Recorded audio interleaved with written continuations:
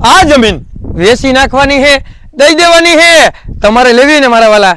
તો આ જમીન આવેલી હે અજાબનો સર્વે નંબર, કેશોદ તાલુકામાં, જુનાગઢ જિલ્લામાં, અને 325 આંબાના થડ હે, અને 13 વીઘા જમીન છે.